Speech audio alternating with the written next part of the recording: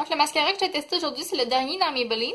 Donc c'est de Falsies Push-Up Angel que je vais essayer. Donc moi je l'ai pris dans le noir super intense. Donc qu'est-ce qui m'intéressait dans ce mascara-là, c'était la brosse qui se présente ici, qui est comme un peigne. Donc c'est la première fois que je vois ce genre de brosse-là sur le marché.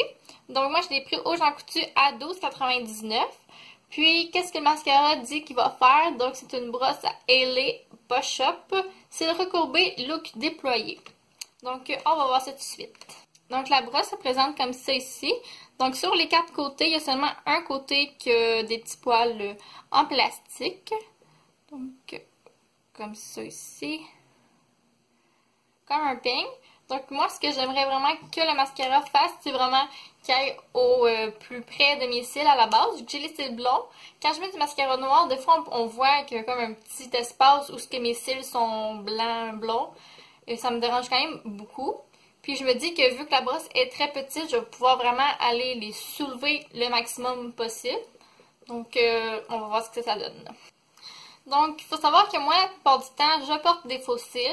Si je porte pas de faux cils, je vais probablement porter une base pour les cils, pour vraiment donner plus de volume. Puis, je recourbe mes cils aussi à chaque jour. Donc, ce que je vais faire aujourd'hui, je ne recouvrerai pas mes cils, puis je ne mettrai pas non plus de base. Je vais vraiment mettre le mascara seul pour voir c'est quoi qu'il va faire. Donc, voici mes cils au naturel. Donc, je dirais qu'ils sont de taille moyenne. C'est sûr qu'ils sont très blonds. Ils sont pas si droits que ça. Je dirais que c'est quand même des cils normaux. Donc, voilà. Donc, moi, quand je mets mon mascara, je la mets un petit peu sur le dessus. Puis après ça, j'y vais en dessous. Donc, je vais faire ma méthode habituelle.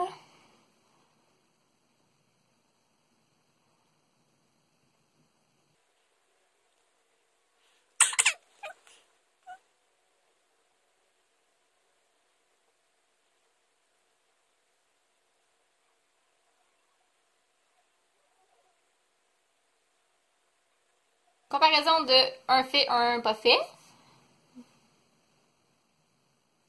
Donc, c'est ça que ça donne. Donc, je vais faire l'autre œil.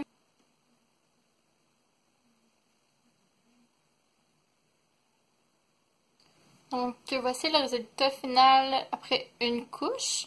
Donc, j'ai vraiment eu plus de misère au deuxième œil. Je sais pas si on peut voir quand même. Il y avait quand même beaucoup de produits de mascara. Faut quand même essorer la brosse beaucoup. On dirait que j'ai plusieurs couches, mais j'ai seulement une couche de mascara.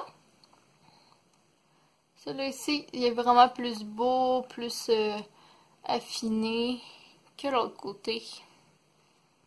Donc, je vais mettre une deuxième couche pour voir si le mascara est quand même capable de bien se construire.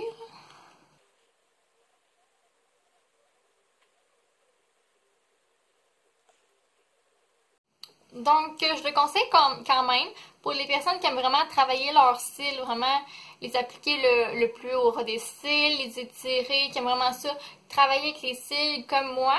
C'est vraiment un bon mascara pour ça. Aussi, les personnes qui ont des cils très courts, très petits, aussi c'est bien pour eux.